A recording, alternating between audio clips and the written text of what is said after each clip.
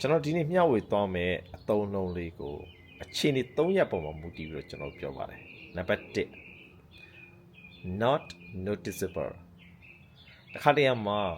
တစ်စုံတစ်ယောက်ကတစ်စုံတစ်ယောက်ကိုကျွန်တော်အလေးမထားဘူးအဖက်မလုပ်ဘူးကျွန်တော်ပြောတာရှိပါတယ်ဖောက်လေတဲ့ငပိရှိတယ်လို့တော့မထင်ဘူးပို့ပြီးတော့နည်းနည်း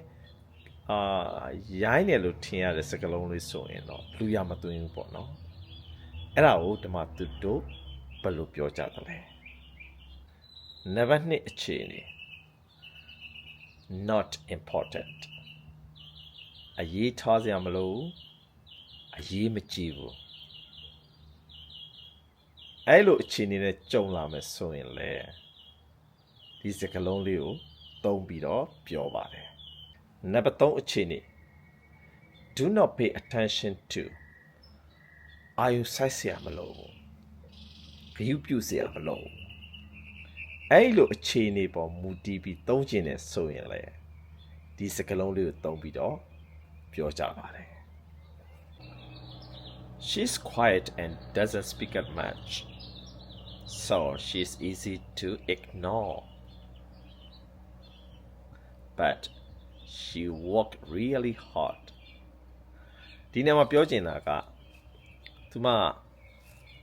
နော်အနေရအေးပြီးတော့စကားလည်းတော့မပြောဘူးဒါကြောင့်မလို့လူတွေကသူမကိုအလေးမထားမိဘူးဒါကြောင့်မလို့ပါလဲဆိုအဖက်မလုပ်ကြဘူးတီထားမှာနော်သူမကအလုပ်အရင်ကြိုးစားတယ် She is quiet and shy so she is easy to ignore in big groups သူမကနော်ရှက်လက်ရှက်တတ်တယ်အနေနဲ့အေးတယ်ဒါကြောင့်မလို့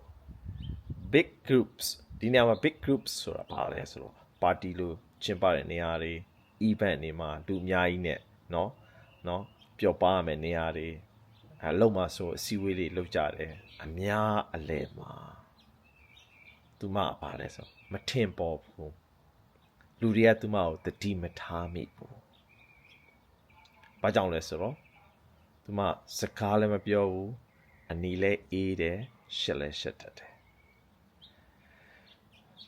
ဒီလိုဆိုရင်ကျွန်တော်ဒီနေရာမှာတတိထားမိရမယ်အချက်တစ်ချက်ကလူတစ်ယောက်ကစကားလည်းမပြောဘူးဒီခေတ်မှာပိုးရဆိုးတယ်နော်အဲ့လိုဆိုရင်ရှက်တတ်တယ်ကြောက်တတ်တယ်ဖြစ်လာပြီဆိုရင်လူတွေကကိုယ်တတိမထားမိဘူးအဲ့လိုဆိုရင်ကိုယ်တန်ဖို့လေသူတို့သိမှမဟုတ်ကြတော့ဘူးနောက်ဆုံးအဆင့်ဖောက်လေတဲ့ငပိရှိတယ်လို့တော့ကိုယ်ထင်မှာမဟုတ်ဘူးနည်းနည်းခက်ရှင်းနည်းနည်းဒေဒိုးဆန်ဆန်ပြောမှဆိုရင်ကိုယ်လူရမသွင်းကျင်ကြတော့ဒါကြောင့်မလို့ခေတ်ကာလနဲ့အညီကျွန်တော်တို့စကားပြောရမယ်မရှက်အောင်မကြောက်အောင် Back pain can be easy to ignore at first but it gets worse over time if we don't take care of it ခန္ဓာရာပထမပိုင်းတော့ဘာဖြစ်လဲဆိုတော့အရေးမကြီးဘူးဒါပေမဲ့ကြာလာရင်တော့အခြေအနေဆိုးလာနိုင်တယ် The crack in the wall is easy to ignore for now but we should probably get it fixed အခုလောလောဆယ်တော့ကွာနာမှာရှိတဲ့အကွဲကြောင်းလေးကအရေးမကြီးဘူးပေါ့ဒါပေမဲ့ငါတို့တွေပြင်သင့်တယ်နော် Our house is close to the highway but the traffic noise is easy to ignore because the highway is not so busy ငါတို့အိမ်ကဒီ highway နဲ့တော့ကပ်နေတယ်ပေါ့နော်ဒါပေမဲ့အဲ့ highway မှာကားတွေသွားတဲ့အတန်ပေါ့တဝီဝီပေါ့နော်သွားနေတဲ့အတန်ကိုငါတို့ view site ဆံမလို့နော်ဘာကြောင့်လဲဆိုတော့ဒီ highway ကတိတ်ပြီးတော့ကားတော့ကားလာတိတ်မများဘူး ကျွန်တော်ဒီနေ့မျှဝေသွားတဲ့အသုံးနှုန်းလေးအဲ့ဒါလေးက easy to ignore ဒီသုံးလုံးလေးကအခြေအနေ၃ရပ်ပေါ်မူတည်တော့ပြောတယ်နံပါတ်1เนาะအလေးထားစရာမလိုဘူးအဖက်လုပ်စရာမလိုဘူးအဲ့လိုအခြေအနေရှိလာမယ်ဆိုရင်လေဒီသုံးလုံးလေးကိုသုံးတယ် easy to ignore နံပါတ်2 not important เนาะအရေးစိုက်စရာမလိုဘူးဘာလဲဆိုအရေးမကြီးဘူးပေါ့เนาะအဲ့လိုအခြေအနေမှာလေ